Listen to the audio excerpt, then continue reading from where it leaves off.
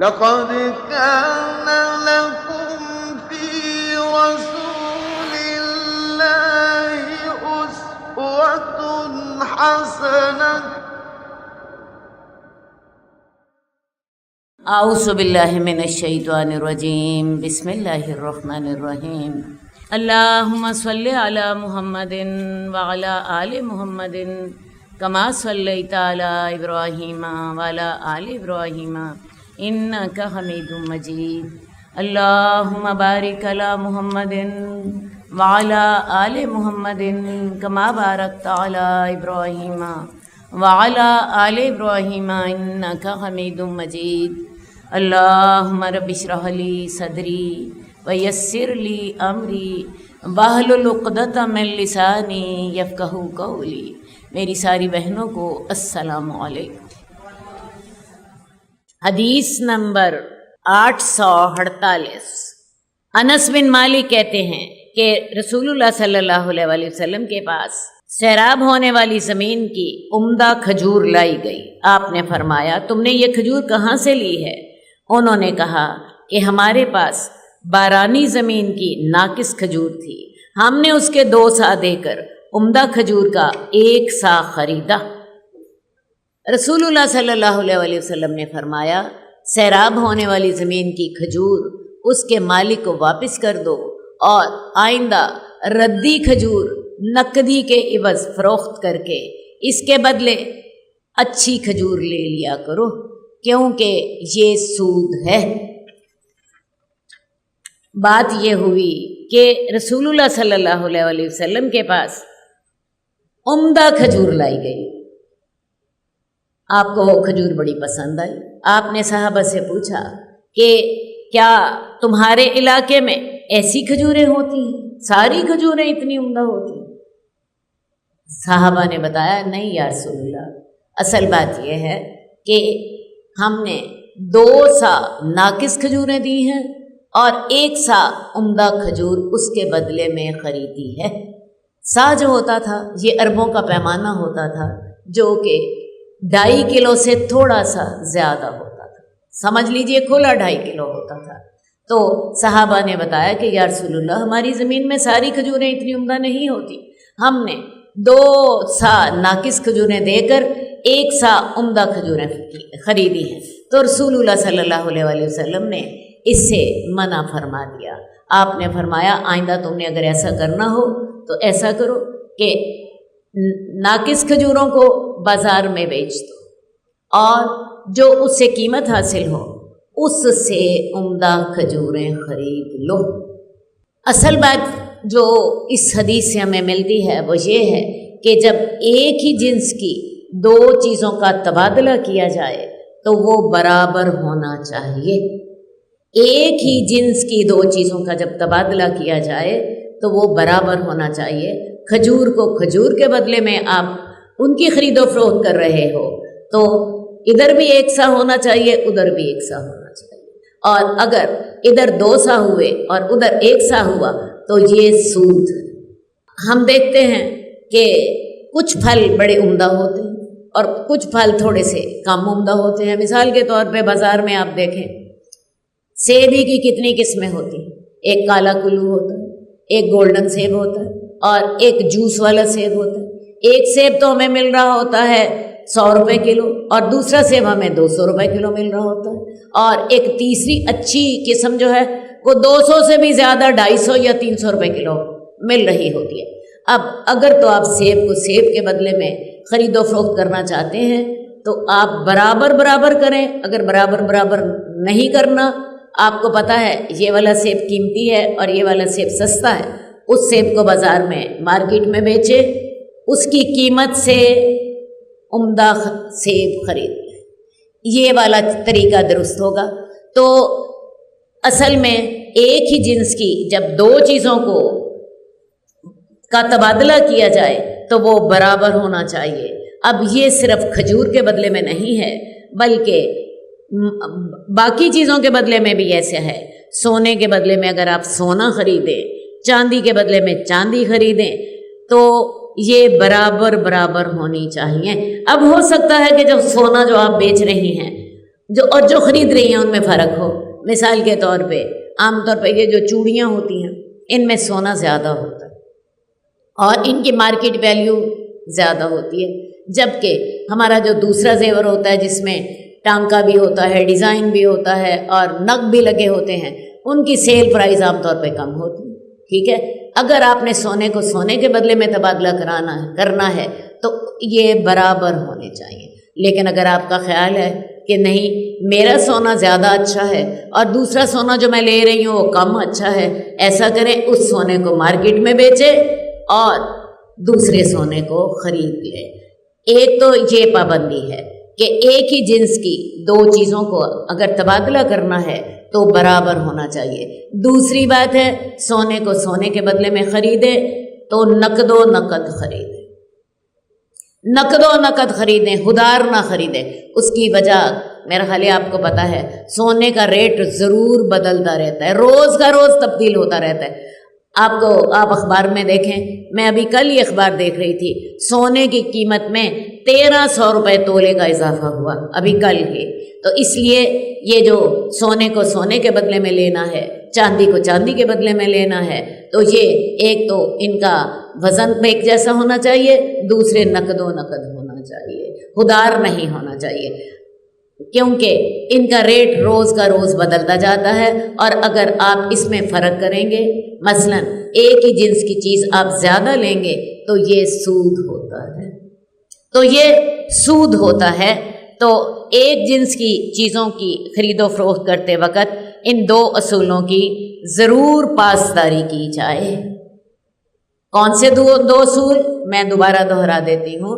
ایک ہی جنس کی دو چیزوں کو خریدیں بیچیں تو ایسا کریں برابر ہونی چاہیے. اگر آپ تبادلہ کرنا چاہتے ہیں برابر ہونی چاہیے، ورنہ انہیں مارکیٹ میں بیچیں اور پیسوں کے بدلے میں عمدہ چیز خرید لیں. اور دوسری بات یہ ہے وہ نقد و نقد ہونی چاہیے، ادھار نہیں ہونی چاہیے. اگر ان دونوں اصولوں کی پاسداری نہیں کرتے تو پھر سود ہوتا ہے. حدیث نمبر 849 ابو ہریرہ رضی اللہ تعالیٰ عنہ کی روایت ہے کہ رسول اللہ صلی اللہ علیہ وسلم نے فرمایا بدترین کھانا ولیمے کا کھانا ہوتا ہے. بدترین کھانا ولیمے کا کھانا ہوتا ہے کہ جو شخص اسے کھانا چاہتا ہے اس کو تو روک دیا جاتا ہے، یعنی غریب آدمی کو، اور اس کی طرف اسے اس امیر کو دعوت دی جاتی ہے جو اس پر نہیں آتا یا جو آنے سے انکار کر دیتا ہے.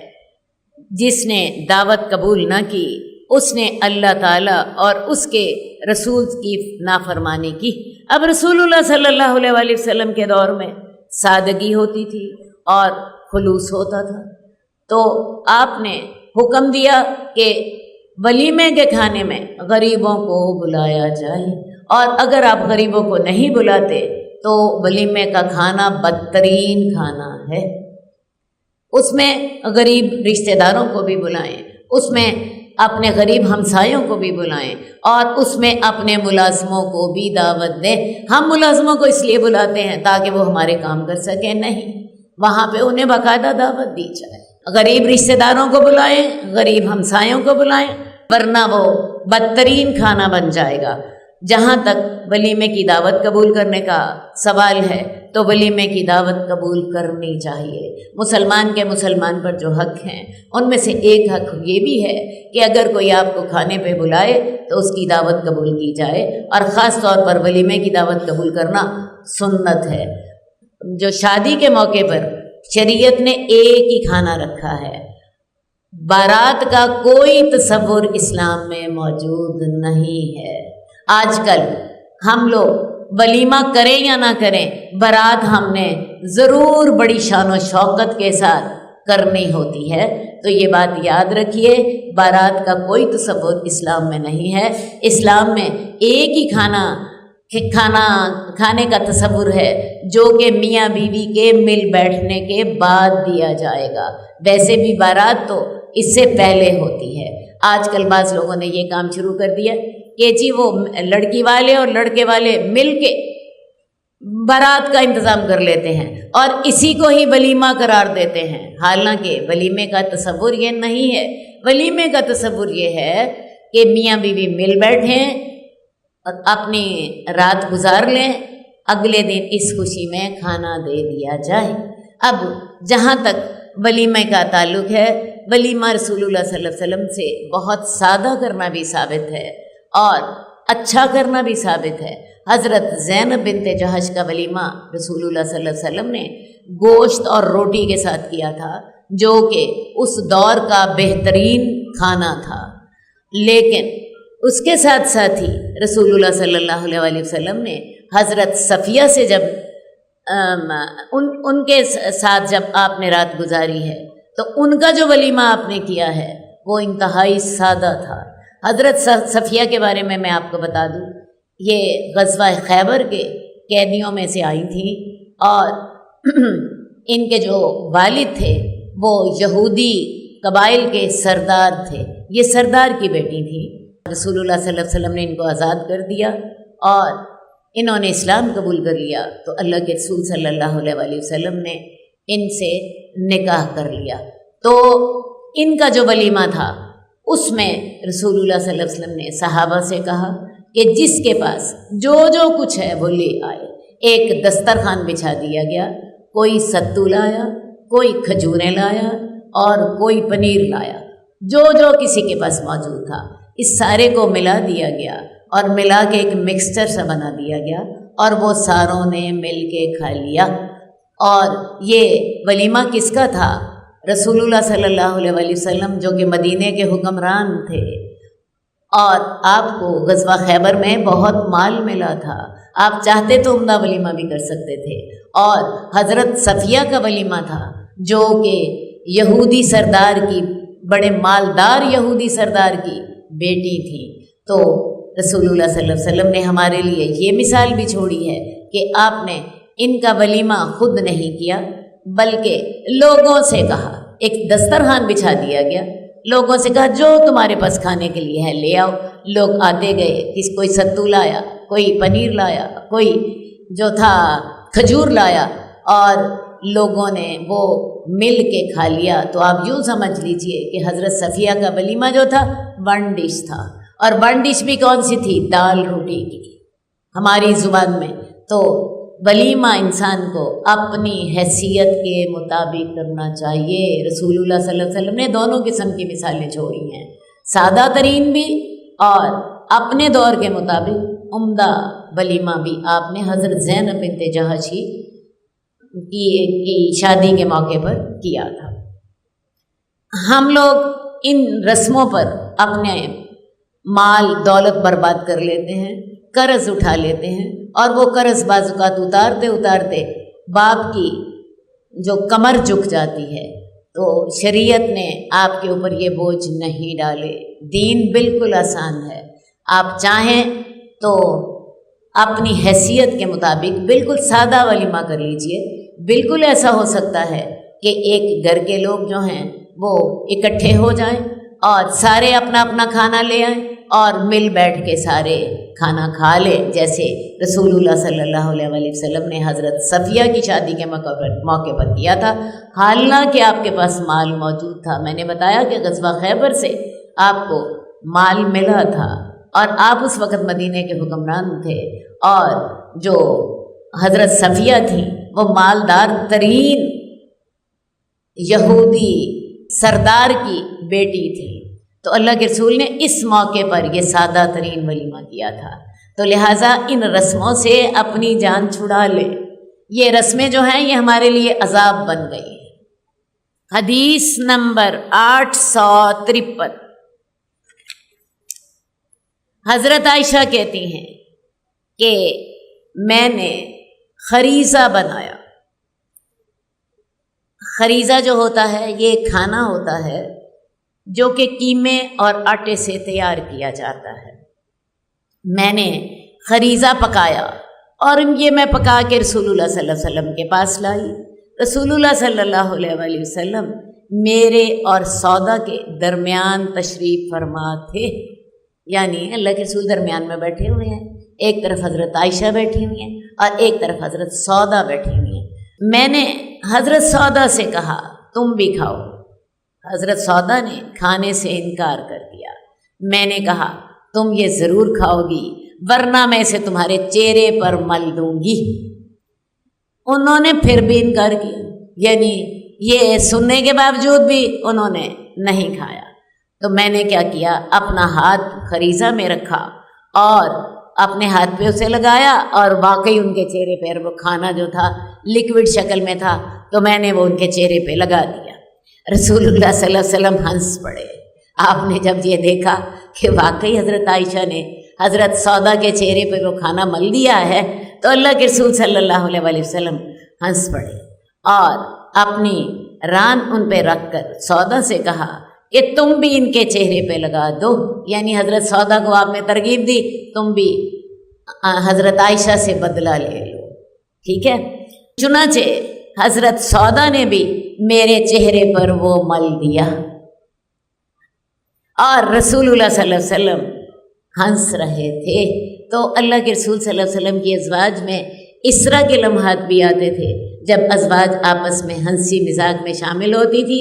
اب اس میں رسول اللہ صلی اللہ علیہ وسلم کا کردار دیکھیے، حضرت عائشہ نے حضرت سودا کے چہرے پر وہ آٹا اور قیمہ ملا لیکوڈ جو ہے وہ مل دیا ہے، تو اللہ کے رسول نے حضرت سودا سے کہا تم بھی بدلہ لے لو، اور حضرت سودا کو ترغیب دی، اور حضرت سودا نے جب حضرت عائشہ کے منہ پہ مل دیا، اللہ کے رسول دیکھ رہے ہیں بلکہ خود کروا رہے ہیں، اور جب حضرت عائشہ کے منہ پہ وہ ملا گیا ہے تو اللہ کے رسول پہلے بھی ہنسے تھے تو اب بھی آپ ہنس رہے ہیں۔ رسول اللہ صلی اللہ علیہ وسلم ہنس پڑے۔ حضرت عمر وہاں سے گزرے اور انہوں نے آواز دی، اے عبداللہ، اے عبداللہ۔ تو رسول اللہ صلی اللہ علیہ وسلم نے سوچا کہ شاید وہ ابھی اندر آ جائیں گے۔ انہوں نے ازواج سے فرمایا اٹھ جاؤ اور اپنے چہرے دھو لو۔ ابھی تک تو دیکھو جی رسول اللہ صلی اللہ علیہ وسلم اپنی ازواج کے درمیان بیٹھے ہیں، حضرت عمر باہر سے آواز دے رہے ہیں، اچانک نہیں آئے، تو آواز ہی اسی لیے دے رہے ہیں کہ گھر والے خبردار ہو جائیں۔ تو اللہ کے رسول صلی اللہ علیہ وسلم ازواج سے کہنے لگے اٹھ جاؤ اور اپنے چہرے دھو لو۔ حضرت عائشہ کہتی ہیں میں ہمیشہ حضرت عمر سے ڈرتی رہی، کیونکہ رسول اللہ صلی اللہ علیہ وسلم بھی ان کے روب کا خیال کرتے تھے۔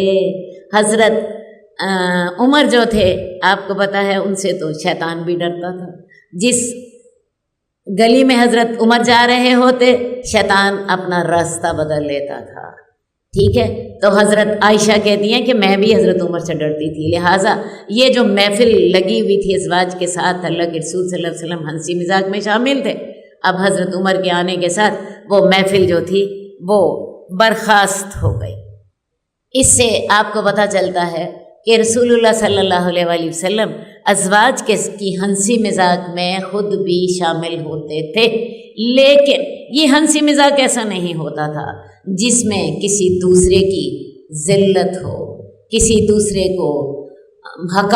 دوسرے کے ساتھ حقارت سے پیش آیا جائے، بلکہ یہ ایسا مزاج ہوتا تھا جن میں دونوں فریق انجوائے کر رہے ہوتے تھے، اور اللہ کے رسول صلی اللہ علیہ وسلم ان کے ساتھ شامل ہوتے تھے۔ حدیث نمبر 854، حضرت عائشہ کہتی ہیں کہ رسول اللہ صلی اللہ علیہ وسلم کو ٹھنڈا اور میٹھا مشروب بڑا پسند تھا۔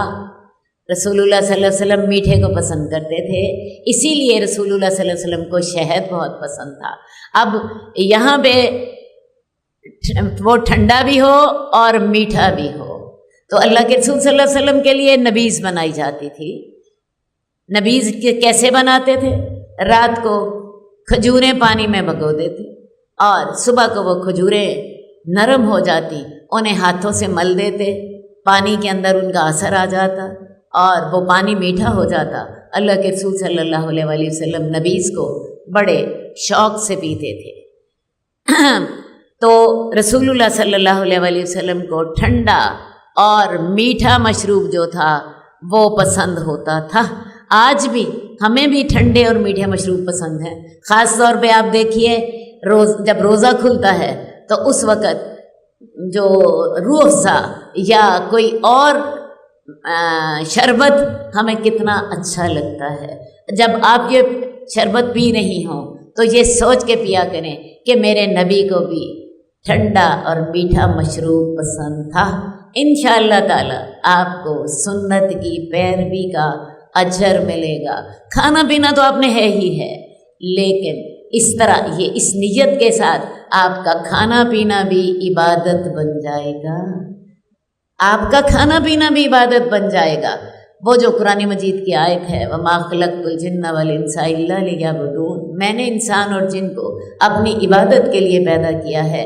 تو میں آپ کو بتاؤں عبادت سے مراد صرف نماز روزہ نہیں ہے، بلکہ آپ کے جو روزمرہ کے معمولات ہیں، آپ کا سونا، آپ کا جاگنا، آپ کا کھانا پکانا، آپ کی اولاد کی تربیت کرنا، آپ کا اپنے شوہر کے ساتھ رہنا، آپ کا اپنے پڑوسیوں کے ساتھ رہنا، آپ کی صلہ رحمی کرنا، آپ کا جو کھانا پینا، اس سب کو رسول اللہ صلی اللہ علیہ وآلہ وسلم کی سنت کے مطابق کر دیں.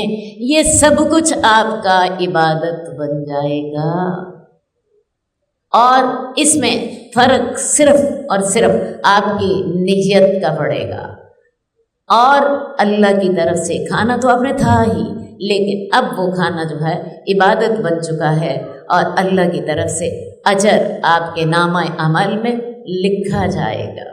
حدیث نمبر 861 حضرت عائشہ سے روایت ہے کہ رسول اللہ صلی اللہ علیہ وآلہ وسلم تربوز کھاتے تھے اور تربوز کو تازہ کھجوروں کے ساتھ کھاتے تھے، اور آپ فرماتے تھے ہم کھجوروں کی گرمی کو تربوز کی ٹھنڈک کے ساتھ اور تربوز کی ٹھنڈک کو کھجور کی گرمی کے ساتھ ختم کر رہے ہیں.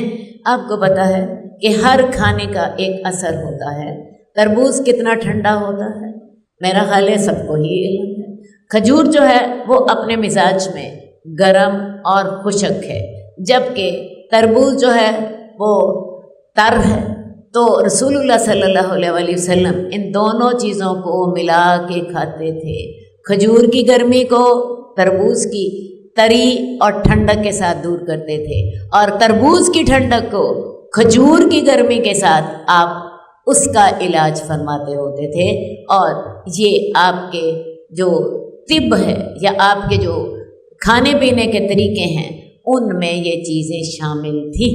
اس طرح کھجور کی گرمی نقصان نہیں دیتی اور تربوز کی ٹھنڈک نقصان نہیں دیتی. دونوں ایک دوسرے کے ساتھ مل کے دونوں کا علاج ہو جاتا ہے. اسی طرح رسول اللہ صلی اللہ علیہ وآلہ وسلم کھجور کے ساتھ ککڑی کھایا کرتے تھے. ککڑی آپ کو پتہ ہے کس کو کہتے ہیں؟ ایک تو کھیرا ہوتا ہے اور ایک تر ہوتی ہے. تر کو ککڑی کہتے ہیں. تر کا مزاج بھی ٹھنڈا ہے. تو رسول اللہ صلی اللہ علیہ وسلم کھجور کے ساتھ ککڑی کھایا کرتے تھے. آپ ایسی غذائیں ایک وقت میں استعمال کرتے تھے کہ ایک غذا کا جو تھی خرابی دوسری غذا کے ساتھ دور ہو جاتی اور وہ دونوں مل کے ایک دوسرے کا مصلح بن جاتی، اصلاح کرتے تھے. حدیث نمبر 864 انس بن مالک سے روایت ہے کہ رسول اللہ صلی اللہ علیہ وسلم کے پاس کھجور لائی جاتی جس میں کیڑے ہوتے. آپ ان کو تلاش کرتے اور ان کو نکال دیتے اور کھا لیتے. انس بن مالک کون ہیں؟ یہ وہی انس بن مالک ہیں جن کا ذکر آج ہم نے پڑھا. ام سلیم نے اپنے چھوٹے سے انس کو رسول اللہ صلی اللہ علیہ وسلم کی خدمت کے لیے آپ کی خدمت میں پیش کر دیا تھا. تو انس بن مالک جو ہیں وہ کہتے ہیں کہ آپ کے پاس کھجوریں لائی جاتی جن میں کیڑے ہوتے تھے. آپ اس کے کیڑے نکالتے اور کھجور کھا لیتے. یہ کس کا حال تھا؟ یہ دو جہانوں کے سردار کا حال تھا. یہ سید الانبیاء کا حال تھا. اور آپ اس وقت جو تھے عرب کے حاکم بھی تھے، عرب کے حکمران تھے. تو دو جہانوں کے سردار کو جو ملتا کھا لیتا. کبھی کھانے میں عیب نہ نکالا. حدیث میں آتا ہے کہ آپ کے سامنے کھانا رکھا جاتا، آپ کو پسند ہوتا تو کھا لیتے، پسند نہ ہوتا نہ کھاتے. اس میں عیب نہیں نکالا۔ آج کل ہمارے ہاں کیا ہوتا ہے، کھانے میں ذرا نمک کم یا زیادہ ہو جائے گھر میں لڑائیاں ہو جاتی ہیں، برتن اٹھا کے پھینک دیا جاتا ہے، تمہیں کھانا نہیں پکانا آتا۔ لیکن دو جہانوں کے سردار نے کبھی ایسے نہیں کیا تھا۔ یہ مردوں کو یہ طریقے بھی رسول اللہ صلی اللہ علیہ وآلہ وسلم کے سیکھنے چاہیے۔ اللہ کے رسول صلی اللہ علیہ وآلہ وسلم کے سامنے ہمیشہ یہی الفاظ ہوتے تھے، لا عیش الا عیش الآخرہ، کوئی زندگی نہیں ہے مگر آخرت کی زندگی۔ آخرت کی زندگی کو ہمیشہ اپنے سامنے رکھا، اور جو ملا وہ کھا لیا۔ آپ کو جو کی روٹی ملتی وہ کھا لیتے، بدبودار سالن ملتا وہ کھا لیتے۔ آپ کا غلام جو کی روٹی کے ساتھ آپ کی دعوت کرتا، آپ اس کو بھی قبول فرما لیتے۔ حالانکہ ہماری اگر کوئی دعوت کرے اور سادہ سا کھانا کھلا دے تو ہمیں اپنی بے عزتی محسوس ہوتی ہے۔ ہم کہتے ہیں لو یہی کھلانا تھا، یہی تم نے کھلانا تھا، اور ہم سمجھتے ہیں کہ ہماری بے عزتی ہو گئی ہے۔ لیکن میرے نبی کی بے عزتی نہیں ہوتی تھی۔ غلاموں نے جو کی روٹی کے ساتھ ان کی دعوت کر دیتے تھے اور آپ اسے قبول فرماتے تھے۔ ایک دفعہ غزوہ خندق میں لوگ جب خندق کھود رہے تھے تو اس وقت لوگ بہت بھوکے تھے، سردی بھی بہت زیادہ تھی، تو انہوں نے رسول اللہ صلی اللہ علیہ وآلہ وسلم سے شکایت کی، یا رسول اللہ بھوک بہت ہے، اور آپ کو پتہ ہے سردیوں میں بھوک ویسے بھی زیادہ لگتی ہے۔ تو انہوں نے شکایت کی اور ساتھ ہی یہ بھی بتایا کہ یا رسول اللہ بھوک کی وجہ سے ہم نے اپنے پیٹوں پر پتھر باندھ رکھے ہیں۔ اللہ کے رسول نے اپنی قمیص اٹھائی، وہاں پہ ایک پتھر نہیں 2 پتھر بندھے تھے۔ یہ تھے میرے آقا، یہ تھے میرے نبی صلی اللہ علیہ وسلم۔ ہم لوگ اللہ کی نعمتوں کا شکر ادا نہیں کرتے، اتنی نعمتیں کھاتے ہیں، کبھی بھوکا رہنے کا تو میرا خیال سوال ہی پیدا نہیں ہوا۔ اتنے لوگ میرے سامنے ہال میں بیٹھے ہیں، کوئی یہ کہے گا کہ میں نے کبھی فاقہ کیا؟ نہ، ہمارے میز پر، ہمارے دسترخوان پر ایک نہیں 4 کھانے ہوتے ہیں، اور ہمارا نخرہ کیا ہوتا ہے، مجھے یہ فلیور پسند نہیں اور مجھے یہ فلیور پسند نہیں۔ اپنے نبی صلی اللہ علیہ وسلم کی زندگی کو دیکھیے اور ان نعمتوں کا شکر ادا کیجیے۔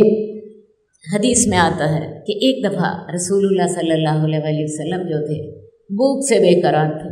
آپ اپنے گھر سے نکلی اور تھوڑا راستہ چلے تھے، حضرت ابو بکر بھی آ گئے، انہیں بھی اسی چیز نے نکالا تھا جس کی وجہ سے حضرت رسول اللہ صلی اللہ علیہ وسلم نکلے تھے۔ آگے چلے تو حضرت عمر بھی آن ملے، وہ بھی بھوکے تھے۔ یہ سارے مل کر ایک صحابی کے باغ میں گئے، انہوں نے ان کو تازہ کھجوریں کھلائیں اور میٹھا پانی ان کے سامنے رکھا اپنے کنویں کا، تو آپ نے وہ پیا اور ساتھ ہی کہا یہ وہ نعمتیں ہیں جن کے بارے میں تم سے قیامت والے دن سوال کیا جائے گا۔ میں سوچتی ہوں ہم سے تو پھر اللہ تعالیٰ ایک سوال نہیں کریں گے، ہم سے تو اللہ تعالیٰ 10 سوال کریں گے، کیونکہ ٹھنڈا پانی تو ہم 24 گھنٹے پیتے ہیں، اور افطاری کے وقت دنیا جہان کی نعمتیں ہماری میز پر پڑی ہوتی ہیں۔ آپ اپنے رب کی کس کس نعمت کا جواب دیں گی؟ ذرا آج اس بات کو سوچ لیجیے، آج اس بات کو سوچ لیجیے، اپنے رب کی کس کس نعمت کا حساب دیں گی؟ نعمتوں کا حساب دینے کے لیے ضروری ہے کہ ان نعمتوں کا شکر ادا کیا جائے۔ شکر ادا کرنے کے بھی میں آپ کو بتاؤں 3 طریقے ہوتے ہیں۔ ایک شکر ہوتا ہے جو انسان زبان سے ادا کرتا ہے، آپ کو کوئی نعمت ملی، آپ نے الحمدللہ کہہ دیا، اللہ تیرا شکر ہے۔ دوسرا جو شکر ہوتا ہے وہ دل کا شکر ہوتا ہے، اس کو قلبی شکر کہتے ہیں۔ قلبی شکر سے کیا مراد ہے کہ انسان کا دل ہر وقت اس احساس سے بھرا ہو کہ اللہ تعالیٰ نے میرے اوپر بہت زیادہ نعمتیں کی ہیں، اور اگر کوئی تکلیف بھی آ جائے تو اس وقت بھی آپ کا دل جو ہے وہ یہ گواہی دے کہ نہیں، میرے رب کی رحمت میرے اوپر بہت زیادہ ہے، یہ تکلیف جو آ گئی ہے یہ بھی اللہ چاہے گا تو جلدی دور ہو جائے گی۔ اور تیسرا شکر ہے اپنے جسم کے ساتھ شکر۔ جسم کے ساتھ شکر سے کیا مراد ہے؟ انسان ہر معاملے میں اللہ کی فرما برداری کریں، نماز پڑھتے وقت، روزہ رکھتے وقت، حج کرتے وقت، اپنی زبان کا استعمال کرتے وقت، اپنا مال خرچ کرتے وقت، اور یہ شکر جو ہے وہ سب سے زیادہ اہم ہے۔ اللہ تعالیٰ نے حضرت داؤد سے کہا تھا اعملوا آل داؤد شکرا، اے آل داؤد شکر والے عمل کیا کرو۔ تو میں آپ کو بتاؤں، شکر کی 3 قسمیں ہیں، ایک قولی شکر، ایک قلبی شکر اور ایک عملی شکر۔ اللہ ہمیں شکر ادا کرنے کی توفیق دے۔ کون کون شکر ادا کرے گا؟ حدیث نمبر 865 حضرت انس سے روایت ہے، وہ فرماتے ہیں کہ اللہ کے رسول صلی اللہ علیہ وآلہ وسلم کو کدو بہت پسند تھا۔ حضرت انس آپ کے خادم ہیں، 24 گھنٹے آپ کے ساتھ رہتے ہیں، دن کو، رات کو، کھاتے وقت، سوتے وقت، عبادت کرتے وقت۔ تو اسی لیے بہت سی احادیث حضرت انس سے مروی ہیں۔ تو حضرت انس کہتے ہیں کہ اللہ کے رسول صلی اللہ علیہ وآلہ وسلم کدو کو بہت پسند کرتے تھے۔ ایک اور حدیث میں آتا ہے، وہ بھی حضرت انس ہی کی نہیں روایت کی ہوئی ہے، کہ میں اللہ کے رسول کے ساتھ کھانا کھا رہا تھا، تو اللہ کے رسول جو تھے پلیٹ میں سے کدو تلاش کر رہے تھے اور کدو تلاش کر کے کھا رہے تھے۔ تو اس دن سے مجھے بھی کدو بہت پسند ہے۔ تو حضرت انس بھی رسول اللہ صلی اللہ علیہ وسلم کی پیروی میں کدو بہت پسند کرتے تھے۔ اس کے علاوہ رسول اللہ صلی اللہ علیہ وسلم کو کھانے میں، گوشت میں آپ کو دستی کا گوشت پسند تھا۔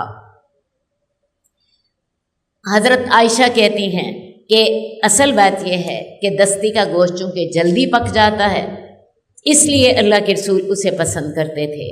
اس کے علاوہ رسول اللہ صلی اللہ علیہ وآلہ وسلم کا حکم ہے زیتون کا تیل کھایا کرو اور اسے استعمال بھی کیا کرو۔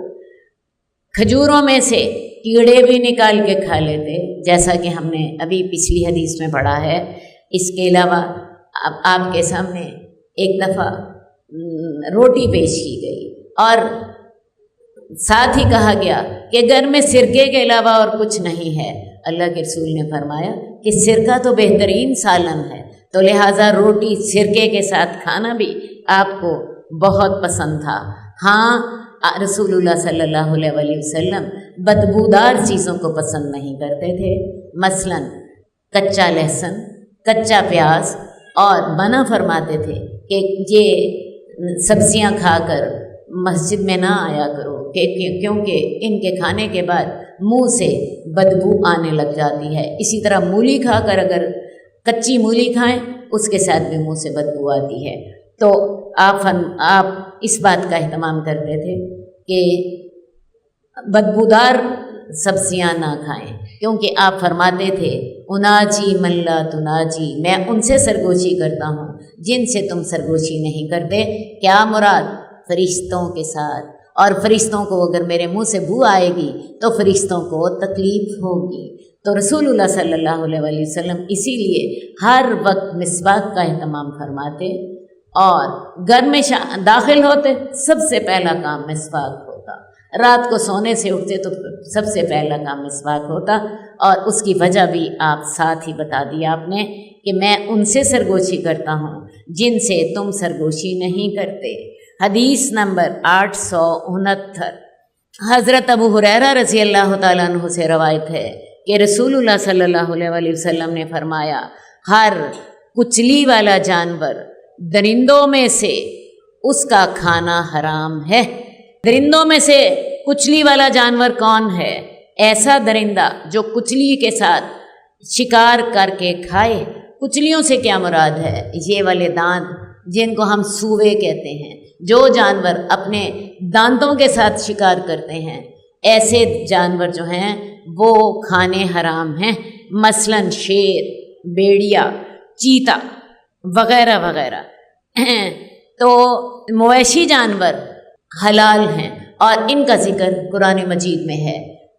بھیڑ میں سے 2، بکری میں سے 2، اونٹ میں سے 2 اور گائے میں سے 2، یہ 8 جانور جو ہیں یہ حلال ہیں۔ اس کے علاوہ 4 قسم کی اشیاء خواہ وہ جانور ہی ہوں اللہ تعالیٰ نے ان کو حرام کیا۔ ان کا ذکر بھی ہم نے آج پہلے پڑھا ہے۔ مردار جانور اگر ہوگا حرام ہوگا، خون بہتا ہوا حرام ہے، خنزیر کا گوشت حرام ہے، اور ہر وہ جانور جس پر اللہ کے سوا کسی اور کا نام لیا جائے۔ عرب لوگ کیا کرتے تھے کہ جب جانور ذبح کرتے تھے تو اپنے بتوں کا نام لیتے تھے۔ یہ تو اللہ کے نام کے علاوہ ذبح کی ہوئی چیز ہے، یہ بھی مردار کی طرح ہی حرام ہے۔ اس کے علاوہ عرب لوگوں کا ایک اور کام تھا کہ عرب لوگ اپنے بتوں کے نام پہ جانوروں کو چھوڑ دیتے تھے، اور جن جانوروں کو وہ بتوں کے نام پہ چھوڑتے ان جانوروں کے وہ کان کاٹ دیتے۔ مثال کے طور پہ بکرا ہے اور اس کو انہوں نے جانور کسی بت کے نام پہ چھوڑا ہے تو اس کا جو کان ہوتا اس کو درمیان میں سے اس کے 2 حصے کر دیتے، اور یہ اس بات کی نشانی ہوتی کہ یہ جانور جو ہے یہ بتوں کے نام پہ چھوڑا گیا ہے۔ وہ اگر اونٹنی ہوتی تو اس پر کوئی سواری نہ کرتا اور اس کا کوئی دودھ نہ دھوتا، اور ایسا جانور کسی کے بھی کھیت سے کھا لیتا تو اسے کوئی نہ روکتا، کیونکہ لوگ اس کام کو نیکی سمجھتے کہ یہ جانور جو ہے یہ بتوں کے نام پہ چھوڑا گیا ہے تو یہ ہمارے کھیت سے کھا لے، وہ اس کام کو ثواب کا باعث سمجھتے۔ تو لیکن قرآن مجید نے یہ واضح کر دیا کہ ہر وہ چیز جو اللہ کے نام کے علاوہ ہو، وہ خواہ اس کو آپ ذبح اللہ کے نام کے علاوہ کریں یا اس جانور کو آپ اللہ کے نام پر زندہ چھوڑ دیں، یہ سب جانور حرام ہیں، یہ سب جانور حرام ہیں۔ تو ان جانوروں کو نہیں کھانا۔ اس کے علاوہ گدھا حرام ہے، لیکن گھوڑا جو ہے یہ جائز ہے۔ رسول اللہ صلی اللہ علیہ وآلہ وسلم کے اس دور میں گھوڑے کو ذبح بھی کیا گیا اور گھوڑا جو ہے وہ کھایا بھی گیا۔ اللہم صلی علی محمد وعلی آل محمد کما صلیت علی ابراہیم وعلی آل ابراہیم انک حمید مجید۔ اللہم بارک علی محمد وعلی آل محمد کما بارکت علی ابراہیم وعلی آل ابراہیم انک حمید مجید۔ مولاي صل وسلم دائما ابدا على حبيبك خير